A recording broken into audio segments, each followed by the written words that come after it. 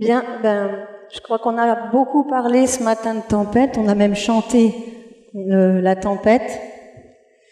Ces derniers temps, on en parle beaucoup, c'est pas ce qui manque, on parle de tempête sous toutes ses formes. On a parlé de la tempête Covid, on a parlé des tempêtes météorologiques, et on a vu quand même beaucoup de choses qui se sont passées. On a parlé aussi des tempêtes de santé. Beaucoup de gens qui sont dans la souffrance, dans la mauvaise santé. Et puis il y a aussi les tempêtes de couple.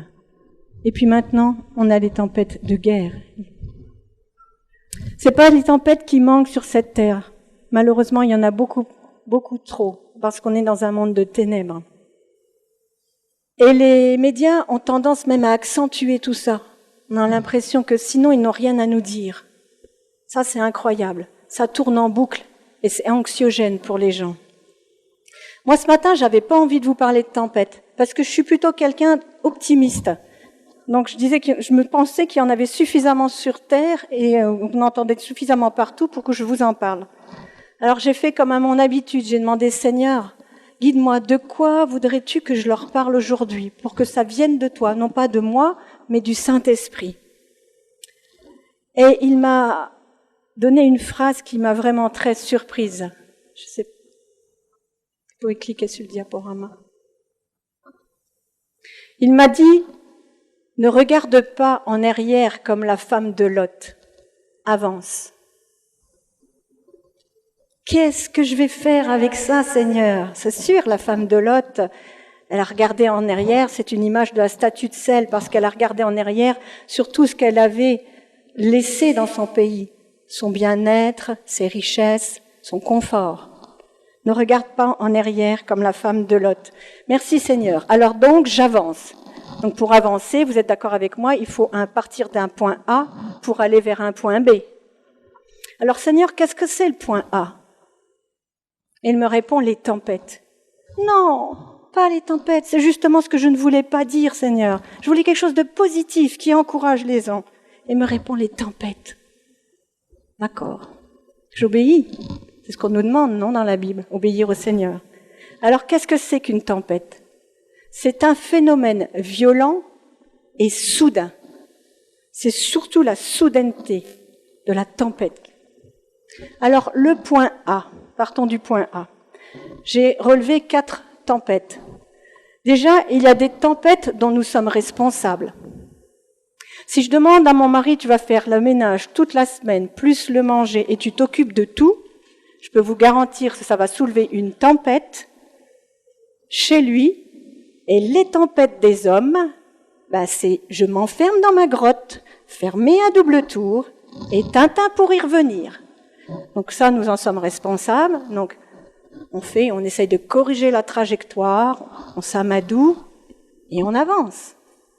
Ça, c'est des tempêtes pas graves. Il peut y avoir des tempêtes graves dont nous sommes responsables. Des tempêtes financières, on fait des prêts qu'il fallait pas, ou autres choix de santé qu'on ne devrait pas faire. Il y a des tempêtes qui sont dues à ce monde. La météo qui se déchaîne, l'épidémie de Covid, les pesticides qui nous polluent et qui abîment notre santé, les guerres. Nous n'en sommes pas directement responsables, mais nous les subissons. Alors là, nous devons être prudents et toujours faire confiance au Seigneur. Malgré la tempête, il est toujours à nos côtés. Matthieu 28, 20 nous dit « Enseignez-leur à observer tout ce que je vous ai prescrit. Et voici, je suis avec vous tous les jours jusqu'à la fin du monde. » Matthieu 26, 6 « Vous entendrez parler de guerre et de bruit de guerre. Gardez-vous d'être troublés, car il faut que ces choses arrivent. Mais ce ne sera pas encore la fin.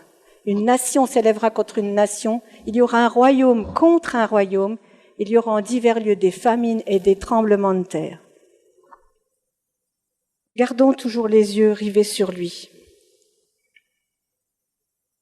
Il y a des tempêtes que Dieu permet afin de nous faire venir plus près de lui, afin de nous faire comprendre que nous sommes ses enfants, que nous avons besoin de lui, que nous sommes dépendants de lui. 1 Corinthiens 10, 13 nous dit de garder courage et qu'il ne nous éprouvera pas au-delà de nos forces. Les épreuves que vous avez connues ont toutes été celle qui se présente normalement aux êtres humains. Dieu est fidèle à ses promesses et il ne permettra pas que vous soyez éprouvés au-delà de vos forces. Mais au moment où surviendra l'épreuve, il vous donnera la force de la supporter et le moyen d'en sortir. Ça, c'est une belle promesse. Et le point 4, qui m'a plus attirée, il y a aussi des tempêtes qui sont faites pour qu'on n'atteigne pas le plan que Dieu a promis pour nous, pour qu'on n'atteigne pas notre destination. Et là, c'est leur soudaineté qui doit nous surprendre. Tout allait bien, et tout d'un coup, plus rien ne va. Les événements s'enchaînent. Matthieu 8, 23 nous montre un exemple de ces tempêtes qu'il y a eu dans la Bible, mais il y en a eu bien d'autres. Il monta dans la barque et ses disciples le suivèrent. Soudain, s'éleva sur la mer une si grande tempête que la barque était couverte de flots. Moi, je vous pose la question, pourquoi cette tempête ? Pourquoi Dieu a permis cette tempête en plein milieu du lac ? Jésus venait de faire la multiplication des pains. Il avait nourri 5000 hommes. Tout se passait bien, les apôtres étaient émerveillés. Eux qui ont souvent du mal à prendre conscience de la puissance de Jésus, ils étaient émerveillés. Tout à coup, ils montent dans la barque et la tempête se lève et Jésus dort à leur côté. Tout ça vient tout gâcher. Jésus, tout au long de son ministère, a eu des combats spirituels. Mais il a continué à avancer vers ce à quoi il était destiné. Si je reprends un peu le contexte, Jésus part de Judée, je ne sais pas si vous voyez bien, Jésus part de Judée. Il vient s'établir à Capharnaüm, là où il a sa maison, au bord du lac Tibériade, territoire d'Hérode Antipas, pour annoncer la bonne nouvelle. Il ira vers Nazareth, où il sera rejeté, il commencera sa mission, il nourrit 5000 hommes, il traverse le lac, puis va vers la Décapole. Pourquoi la Décapole ? Jésus est venu repousser les puissances du mal sur cette terre. C'est pourquoi la première guérison qui aura lieu dans l'évangile de Marc sera la guérison du démoniaque de Gadara. Ce territoire de Décapole est un monde païen où on élève les porcs, un monde impur où règnent les puissances du mal. C'est pour cette raison que les gens de Décapole ont refusé la bonne nouvelle malgré le miracle du démoniaque de Gadara. Ils lui diront « repars chez toi ». Ils lui diront clairement « nous ne voulons pas de toi ». Jésus nous montre par cet événement que nous aussi on aura à aller dans un monde païen, non chrétien. Nous aussi on aura à annoncer la bonne nouvelle, l'évangélisation, et ça sera compliqué. Que nous aussi on aura à combattre les forces du mal pour continuer à avancer vers ce que Dieu a prévu pour chacun d'entre nous. Il a un plan précis pour chacun d'entre nous. Et qu'il ne faut pas se laisser décourager, qu'il ne faut pas se laisser impressionner, mais toujours avancer. Et qu'a-t-il dit ? Si on l'en refuse ma parole, secouez la poussière de vos pieds et continuez à avancer. C'est pas grave. Nous n'avons pas cherché à convaincre, ce n'est pas nous qui devons convaincre, c'est le Saint-Esprit qui convainc le cœur des hommes.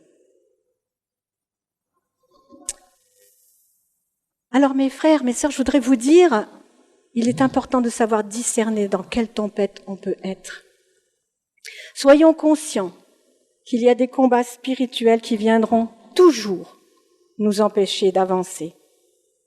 Toujours nous empêcher d'atteindre le but que Dieu a prévu pour nous. Ce sont les tempêtes de couple où l'ennemi va mettre la pagaille dans votre famille. Ce sont les tempêtes de santé où il va vouloir détruire petit à petit votre santé. Ce sont des tempêtes de finances. Vous allez avoir un souci qui va tout bouleverser dans votre quotidien.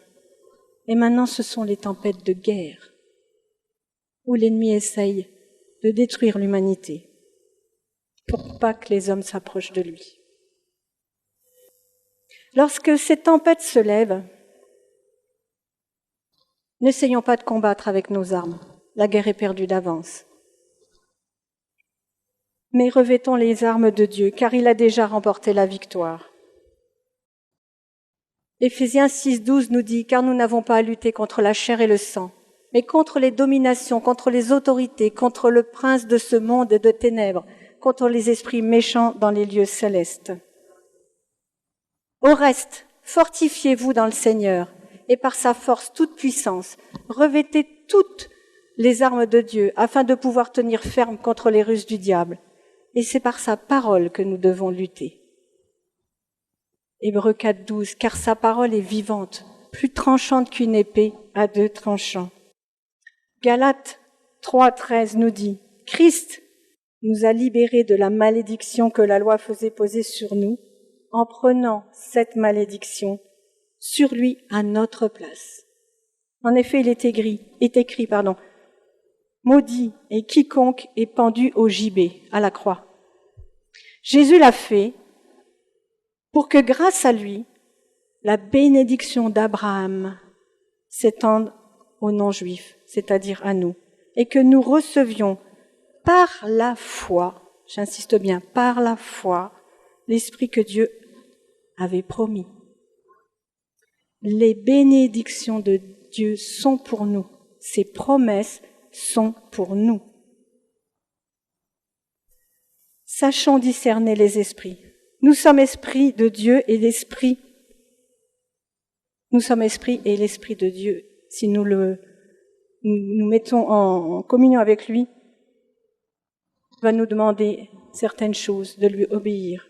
Il nous guidera, il nous dira comment agir et comment combattre avec lui. Nous aurons toujours des combats spirituels. Toujours. Mais il faut avancer. Alors quand Jésus dit que sa parole est vivante et efficace, plus tranchante qu'une épée, qu'est-ce qu'il veut dire par là?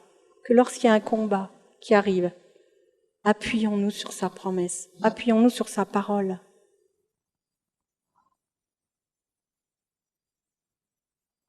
Mon point B maintenant. Avançons sans regarder en arrière, comme la femme de Lot, mais les yeux fixés sur l'objectif, sur Jésus. Dieu, au travers l'œuvre de la croix, bénit. Il nous bénit. Maintenant, c'est par la foi et la persévérance que nous devons l'obtenir. C'est par la foi et la persévérance que nous devons l'obtenir. Jésus a reçu toute autorité sur la terre comme au ciel, et c'est pour ça que les forces du mal ont peur. Matthieu 28, 18. Toute autorité m'a été donnée dans le ciel et sur la terre. Et Jésus nous a transféré cette autorité. C'est à nous de la prendre. Mais il veut que nous arrêtions de réciter des versets sans les vivre. Alors concrètement, que faut-il faire pour avancer?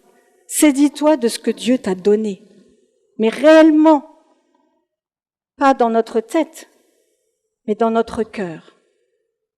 Vous savez que le chemin entre la tête et le cœur, c'est le chemin de la foi.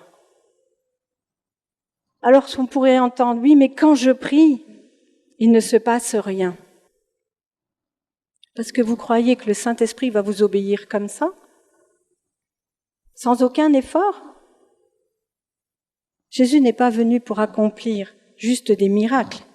Il est venu pour faire avancer le royaume dans son Père. La bonne nouvelle et la guérison sont indissociables. Dieu veut plus d'implication de notre part et de persévérance.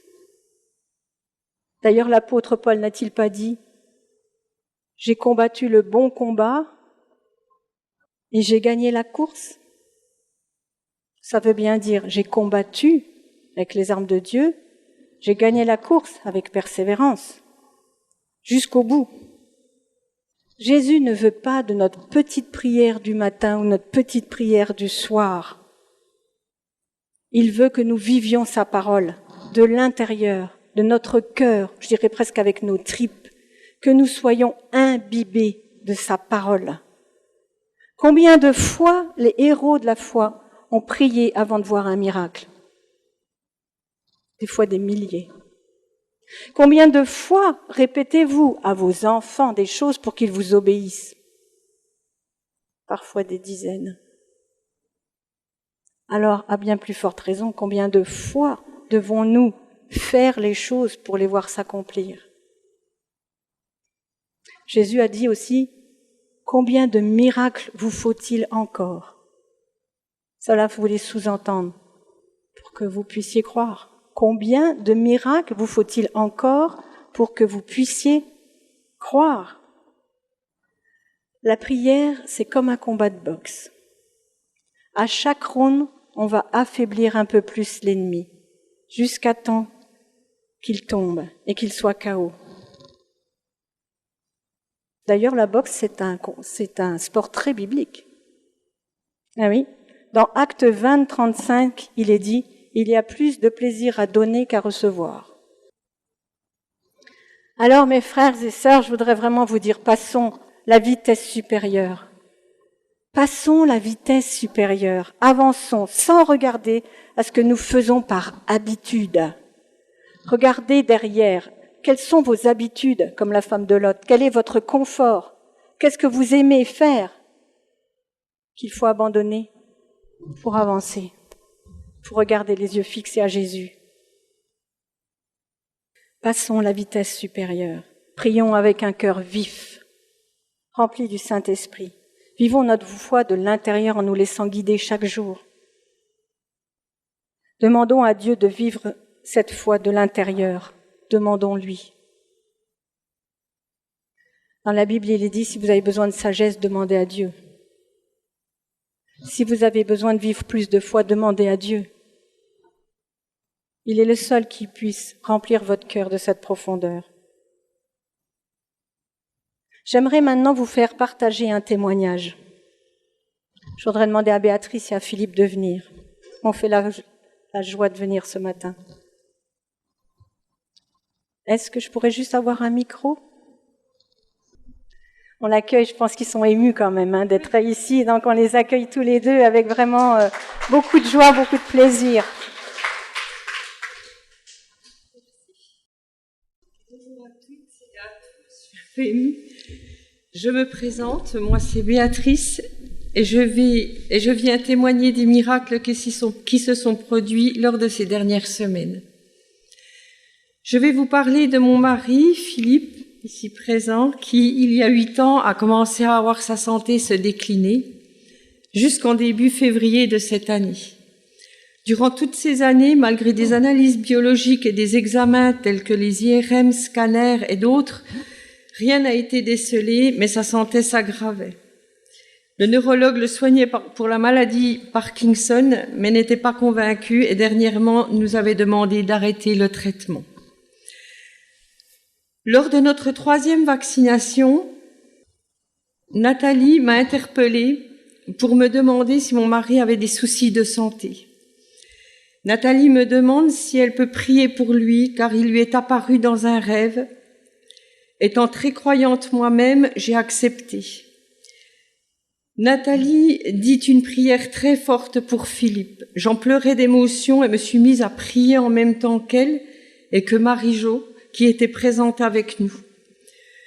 Une semaine plus tard, Philippe fit une hypoglycémie comateuse et je fus dans l'obligation d'appeler le 15 afin de l'hospitaliser. Les médecins firent une batterie d'examens et trouvèrent la cause de son état de santé et lui administrèrent le bon traitement. Il est sauvé.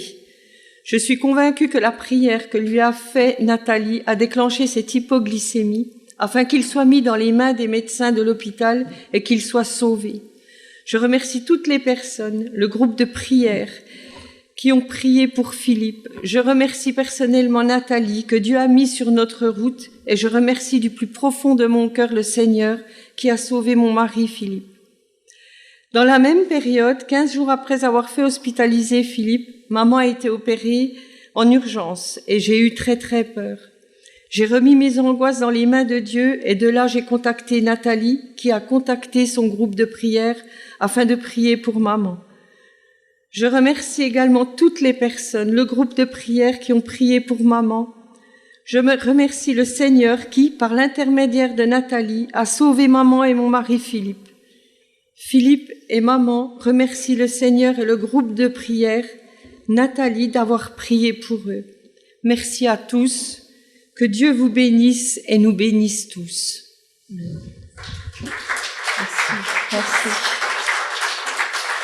Merci Béatrice, merci Philippe, merci pour votre courage de monter. Ça encourage toujours l'Église de voir que Dieu, il est puissant et il agit. Je tiens à préciser que Philippe n'arrivait plus à quasiment marcher, tellement il était malade. Il était affaibli à un point que c'était inquiétant, on va dire, très inquiétant. Merci Seigneur, parce que c'est vraiment lui qui a fait cette œuvre. Et nous voulons le glorifier ce matin pour cette œuvre et pour bien d'autres qu'il a fait. Alors j'aimerais vous demander ce matin, n'avez-vous pas envie de changer de saison? N'avez-vous pas envie d'avancer un peu plus avec le Seigneur? N'avez-vous pas envie de mettre en action votre foi? N'avez-vous pas envie de lui obéir? Parce que l'obéissance, c'est quoi? C'est la mise en pratique de la foi. C'est tout simplement ça. J'aimerais que vous baissiez vos têtes et fermez les yeux par respect pour les autres personnes qui vous entourent. Et je veux juste vous poser une question. Est-ce que vous avez envie d'avancer avec le Seigneur? Est-ce que vous avez envie de changer de saison? Levez brièvement la main. Oui, oui. Amen, amen, amen, amen. Alléluia. Merci Seigneur. Ne doutez jamais, jamais de la fidélité de Dieu et de ses promesses. Ce qui est écrit dans la Bible est vérité. Et il est temps maintenant que chacun d'entre nous s'en empare. Quand Dieu a dit « Faites de Dieu votre délice et toutes choses vous seront données par-dessus », c'est par-dessus, c'est plus que tout. Il faut le croire. Ne doutez jamais des fidélités, de la bonté de Dieu, mais persévérez. Alors je veux prier pour vous ce matin. Merci Seigneur, parce que ce matin, non seulement tu es présent d'une force incroyable, tu t'es glorifié Seigneur à travers Philippe, à travers Anne-Marie, sa maman, et nous voulons vraiment te rendre gloire. Seigneur, tu as vu toutes ces mains levées, tu les as vues toi. Je te prie, Seigneur, d'équiper chacune des personnes qui l'a souhaité de plus de ta puissance, de plus de ton esprit, pour qu'ils repartent fortifiés en toi, pour qu'ils repartent vainqueurs en toi, Seigneur, pour qu'ils soient des guerriers derrière le Dieu de gloire, qu'ils aient envie d'annoncer ta parole, qu'ils aient envie de mettre en pratique ta parole, mais surtout, Seigneur, qu'ils s'emparent de tes promesses, de ta bonté, de ta grandeur, de ton immense amour pour chacun d'entre nous, cet amour sans fin comme nous l'avons chanté, cet amour si puissant. Seigneur, je bénis chacune des personnes en ton nom, parce que tu es le Dieu de gloire et le Dieu d'amour. Merci Seigneur. Merci de faire monter à chacun d'entre nous une marche supplémentaire plus vers toi. Merci de ne pas croire quand l'ennemi nous dit « tu n'es pas digne, tu n'es pas suffisamment bon, tu es toi-même malade, tu as péché ». Dieu a tout pris. Il a écrit « c'est par ses meurtrissures que nous sommes guéris ». C'est du passé, c'est de l'acquis. C'est par ces meurtrissures que nous sommes guéris. Alors Seigneur, je proclame sur Philippe que tu vas continuer ton œuvre de guérison. Parce que si tu me l'as mis en songe, c'est que tu as quelque chose de prévu pour lui et pour chacun d'entre nous. Sois béni Seigneur au nom de Jésus. Amen.